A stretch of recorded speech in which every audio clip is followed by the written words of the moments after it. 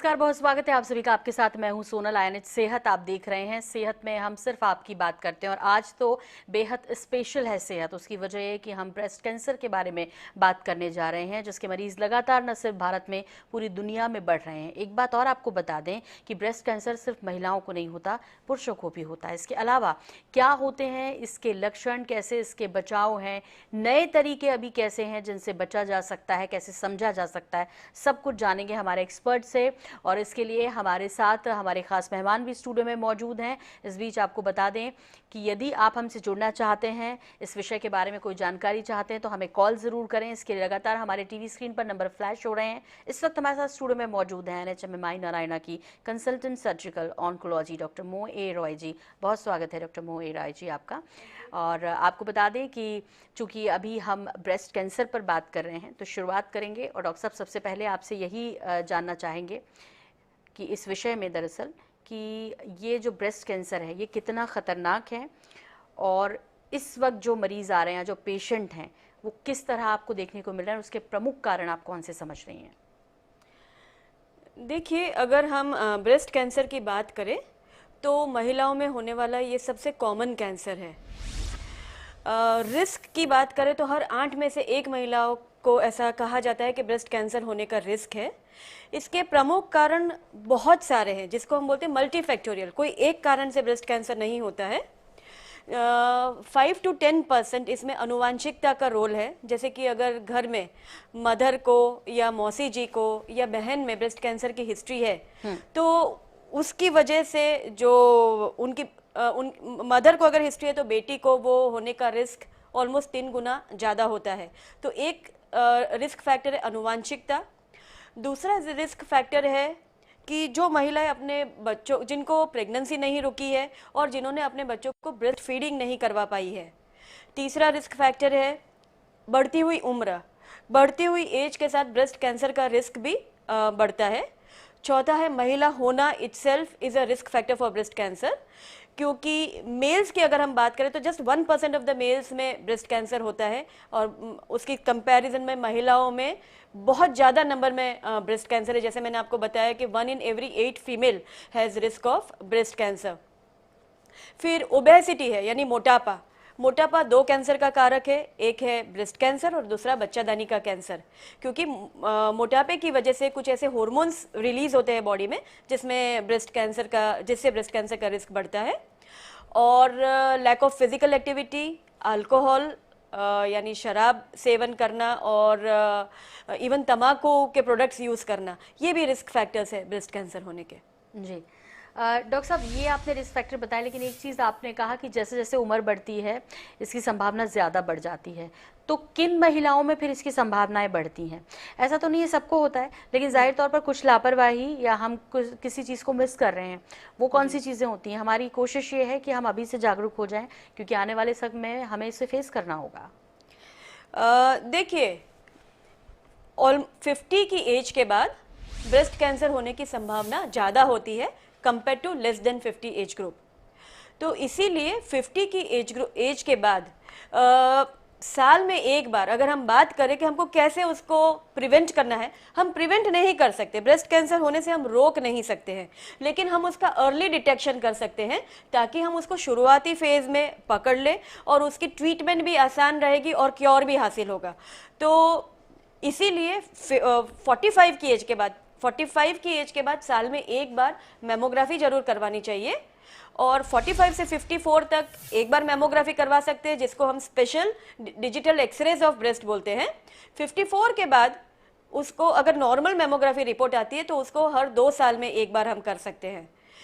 Mammography करवाने का purpose ये है कि इससे हम स्क्रीन डिटेक्शन कर पाएंगे ब्रेस्ट कैंसर का, यानी ब्रेस्ट कैंसर के लक्षण नहीं आएंगे, जैसे कि गठान नहीं बनेगी, स्किन में चेंजेस नहीं आएंगे, गुठलियां नहीं होगी। उससे पहले भी बहुत शुरुआती फेज में हम उसको पकड़ लेंगे, और अगर इतनी शुरुआती फेज में हम बीमारी को पकड़ लेते हैं तो उसका ट्रीटमेंट बहुत आसान है और मरीज को बिल्कुल निजात मिल जाता है कैंसर का। तो चलिए, इसीलिए बढ़ती हुई उम्र के साथ जी। 45 की एज के बाद साल में एक बार मेमोग्राफी जरूर करवानी चाहिए। तो मेमोग्राफी ज़रूर करानी चाहिए यदि आप 40-45 क्रॉस कर गए हैं। इस बीच डॉक्टर साहब, ये ज़रूरी प्रश्न ये भी है कि कैसे पता चले कि हम ब्रेस्ट कैंसर की तरफ जा रहे हैं।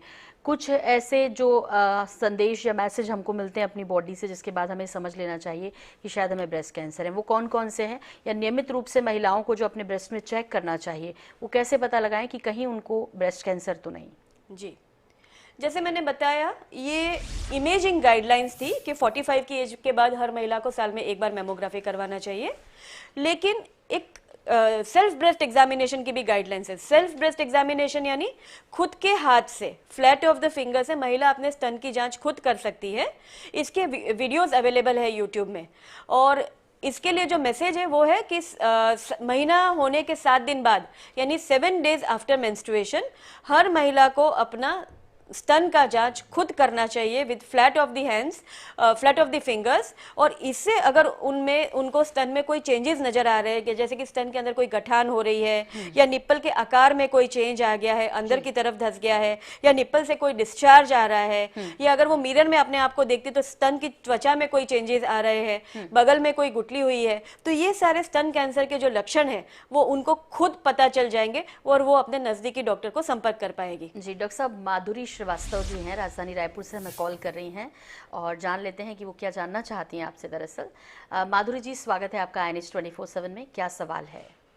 जी, मैं ये पूछना चाहती हूँ कि ब्रेस्ट कैंसर की कोई स्टेजेस होती हैं क्या? फर्स्ट स्टेज, सेकंड स्टेज, जिसमें आसानी से ट्रीटमेंट हो सके? जी, ब्रेस्ट कैंसर की 4 स्टेज होती है।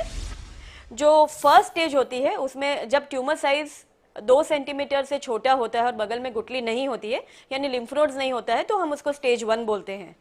और सिर्फ स्टेज इंपॉर्टेंट, जब स्टेज 2 होता है तो वो ट्यूमर साइज 2 से 5 सेंटीमीटर का हो जाता है, तब हम उसको स्टेज 2 बोलते हैं। 5 सेंटीमीटर से ज़्यादा होता है या स्किन में कोई चेंजेस आ गए हैं या वो चेस्ट वॉल यानी नीचे के मसल्स के साथ अगर चिपक जाता है तो वो लोकली एडवांस्ड यानी स्टेज 3 ब्रेस्ट कैंसर बोलते हैं। और जब ब्रेस्ट कैंसर दूसरे अंगों में फैल जाता है जैसे कि लीवर है या लंग्स है, फेफड़ा है या ब्रेन है या शरीर की हड्डियां हैं, तो उसको हम स्टेज 4 ब्रेस्ट कैंसर बोलते हैं। जी। तो हर स्टेज के हिसाब से ब्रेस्ट कैंसर का ट्रीटमेंट अलग होता है, इसलिए स्टेजिंग करना बहुत इंपॉर्टेंट है ब्रेस्ट कैंसर के पेशेंट्स में। जी, डॉक्टर साहब, एक बात ये भी है कि यदि हम इसके इलाज की बात करें, देखिए असंभव तो और ऐसी कोई बीमारी नहीं जो कि अब लाइलाज रही है। खासतौर पे ब्रेस्ट कैंसर के बारे में लगातार ये कहा जाता है कि कई बड़ी बड़ी हीरोइनें हैं, कई बड़ी बड़ी एक्टर एक्ट्रेसेस हैं जो कि इसका शिकार हुए हैं और बेहतर तरीके से इससे निकले भी हैं। इस पर हम बात करेंगे। चूंकि हमारे कॉलर्स बिल्कुल भी इंतजार ना करें, हमारी ये कोशिश रहती है। भोपाल से कॉलर हमारे साथ जुड़ रहे हैं। हेलो, कौन बात कर रहे हैं? जी, आवाज़ आ रही है आपको? जी, आ रही है। जी, मैं भोपाल से बोल रही हूँ। क्या नाम है आपका? जी, मैं सीमा बोल रही हूँ। जी। जैसे कई बार ऐसा डाउट मन में आता है कि जैसे कहा जाता है कि आपके ब्रेस्ट में आप चेक करते रहिए कि गठान वगैरह तो नहीं है, लेकिन कई बार ऐसा होता है कि हमें ये समझ में नहीं आता है कि आप चेक करते हैं तो कई बार ऐसा फील आता है कि कहीं कुछ छोटा मोटा कुछ ऐसा लग रहा है, फिर वो कुछ दिनों में ठीक हो जाता है। तो वो क्या ऐसे कोई लक्षण कैंसर से रिलेटेड हैं क्या? देखिए, अगर स्तन में आपको ऐसे गठान जैसा महसूस होता है तो आपको ज़रूर अपने नज़दीकी डॉक्टर को या तो सर्जन को या कैंसर स्पेशलिस्ट को एक बार दिखा देना चाहिए, क्योंकि अगर आपको गठान फील हो रही है तो ये निश्चित करना बहुत ज़रूरी होता है कि वो गठान क्या सादी गठान है यानी बिनाइन ट्यूमर है कि वो कैंसरस ट्यूमर है। तो उसको निश्चित करने के कुछ तरीके होते हैं, जैसे कि एक क्लिनिकल एग्जामिनेशन होता है जो सर्जन खुद करता है, जांच करना। दूसरा होता है इमेजिंग यानी सोनोग्राफी करवाना या फिर मैमोग्राफी करवाना। और तीसरा होता है उसमें से बायोप्सी करना। तो अगर कुछ ऐसी अबनॉर्मलिटी नज़र आ रही है तो डॉक्टर को संपर्क जरूर करना चाहिए, रादर देन कि वेट करना कि वो खुद ही सेटल हो रहा है कि नहीं, वो देखना। Better to consult a doctor.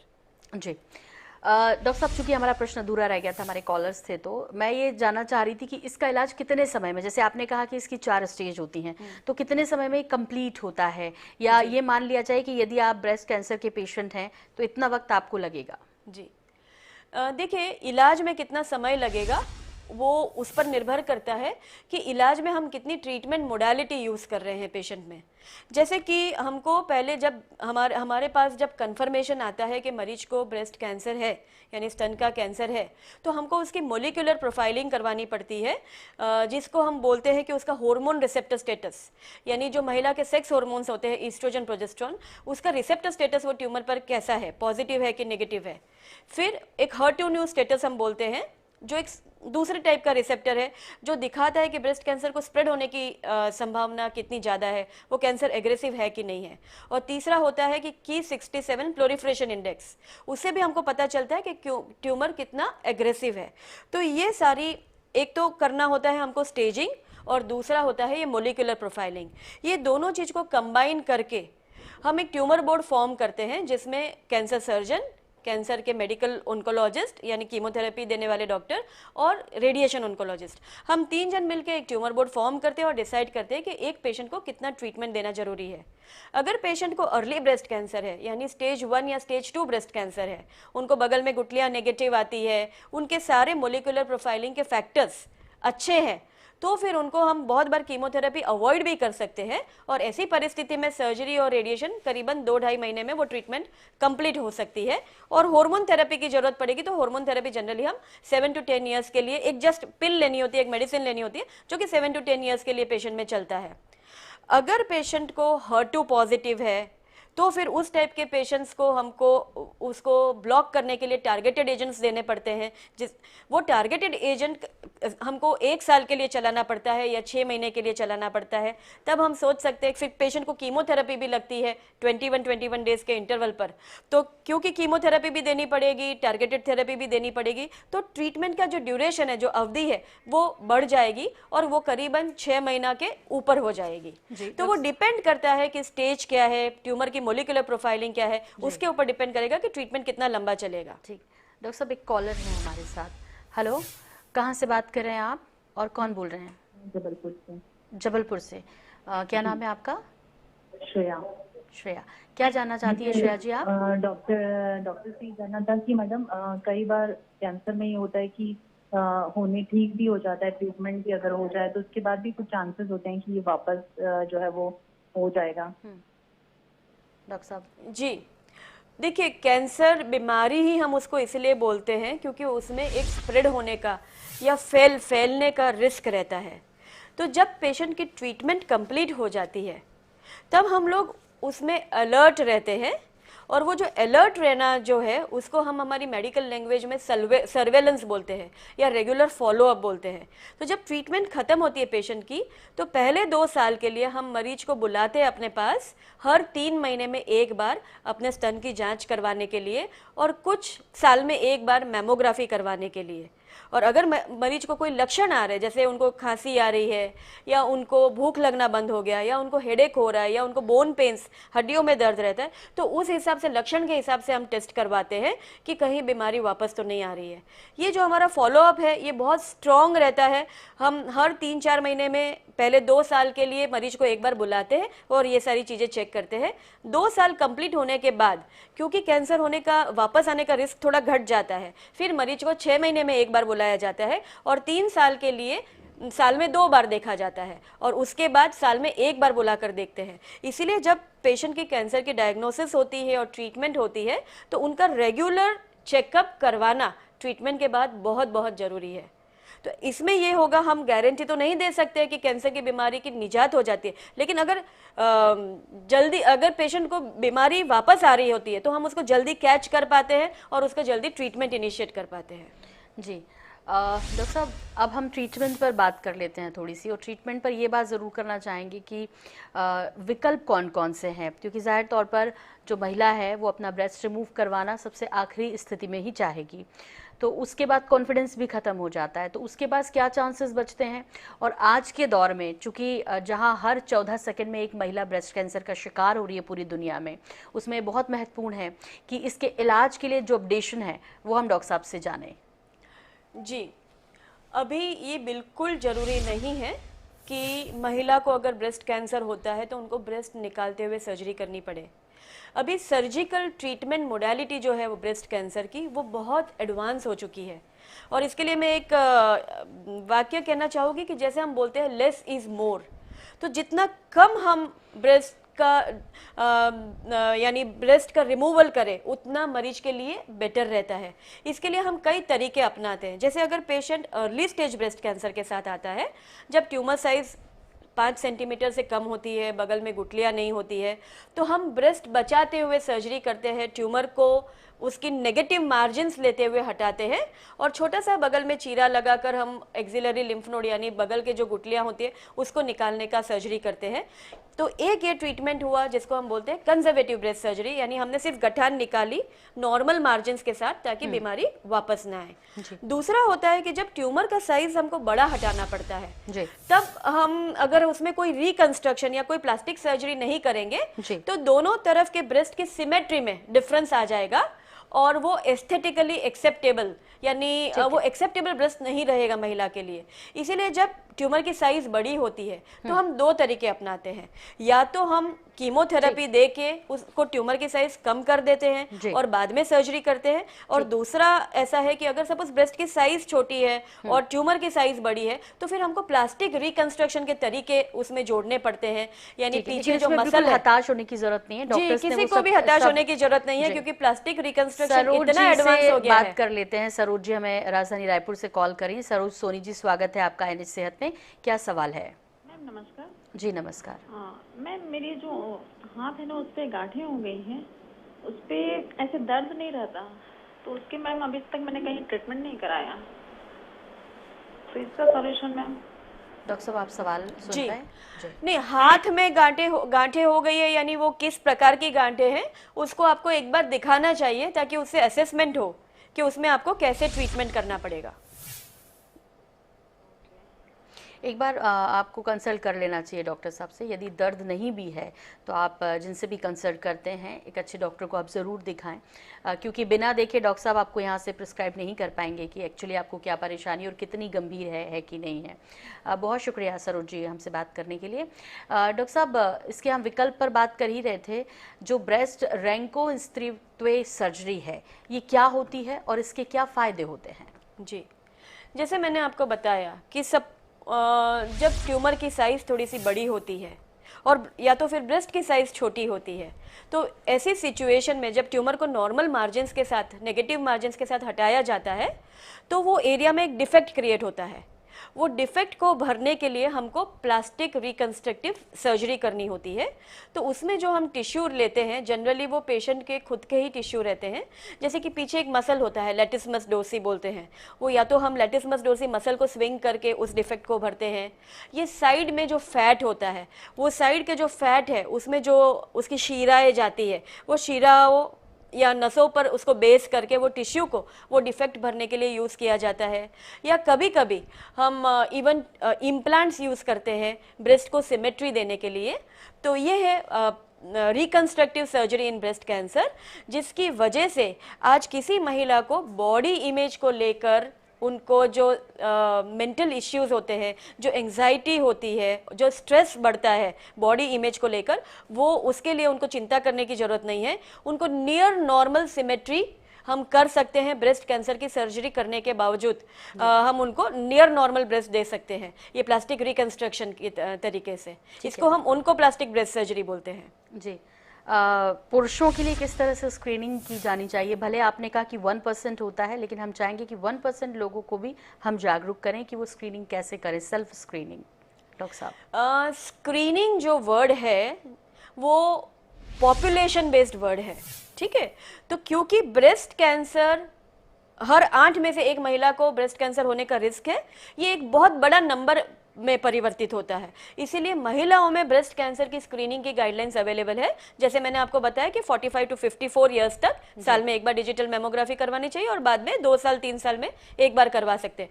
लेकिन पुरुषों में ये इतना कॉमन नहीं है, इसलिए इसमें just 1% of main in the world have a risk of developing breast cancer. इसलिए इसमें कोई स्क्रीनिंग गाइडलाइंस नहीं है पुरुषों में। लेकिन किसी भी पुरुष को अगर ऐसी गठान फील होती है तो उनको अपने नजदीकी डॉक्टर को जरूर संपर्क करना बहुत चाहिए। संक्षेप में, और इसमें आप मैसेज भी दे दीजिए दीजिएगा जो एक ओवरऑल आपको सबको मैसेज देना है डॉक्टर साहब। जिस तरह की British journal of sports medicine की स्टडीज़ कह रही हैं कि जो महिलाएं लंबे समय तक बैठे रहती हैं, बैठकर काम करती हैं, उनमें समस्याएं बढ़ रही है, तो क्या वाकई में ऐसा ये सही है और ऐसा होता है? जी, जैसे मैंने आपको बताया कि मोटापा 2 कैंसर का कारक है महिलाओं में। Obesity is responsible for 2 cancers in female, one is breast cancer और दूसरा बच्चेदानी यानी यूट्रस का कैंसर। क्योंकि मोटापे की वजह से शरीर में जो ईस्ट्रोजन हार्मोन का मात्रा बढ़ता है और ये दोनों कैंसर का कारक बनता है। इसीलिए मैं ये मैसेज देना चाहूंगी हर महिला को कि सबसे पहले वो सेल्फ ब्रेस्ट एग्जामिनेशन का तरीका अपनाएं, ताकि स्तन में अगर कोई भी चेंजेस आ रहे हैं तो वो तुरंत डॉक्टर को दिखा सके। और दूसरा जो है 45 की एज के बाद साल में एक बार मेमोग्राफिकली अपने ब्रेस्ट का स्क्रीनिंग जरूर करवाएं, ताकि बहुत ही शुरुआती फेज में जब ट्यूमर फील भी नहीं होता है उस फेज में हम ट्यूमर को डायग्नोज कर सकते हैं और उसको ट्रीट कर सकते हैं। तो जागरूक होना सबसे इम्पॉर्टेंट है मेरी तरफ से, ये मैसेज रहेगा। And secondly, every cancer is curable if it is detected early.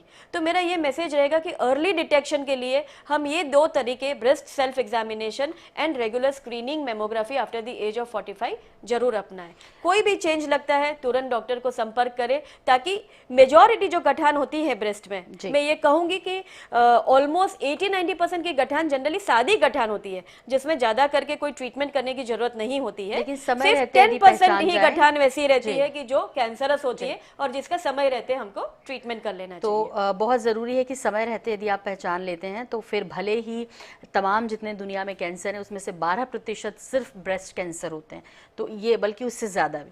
तो मैं ये कहूँगी कि इसके लिए बहुत ज़रूरी है कि आप अवेयर रहें। ये अवेयरनेस मंथ भी चल रहा है, ब्रेस्ट कैंसर अवेयरनेस मंथ है, इसीलिए डॉक्टर साहब हमने आपकी सेवाएँ ली है और इतने अच्छे से हमारे दर्शकों को आपने बताया, इसके लिए बहुत शुक्रिया, बहुत धन्यवाद। और INH सेहत में फ़िलहाल इतना ही, मुझे भी दीजिए इजाज़त, नमस्कार। Thank you.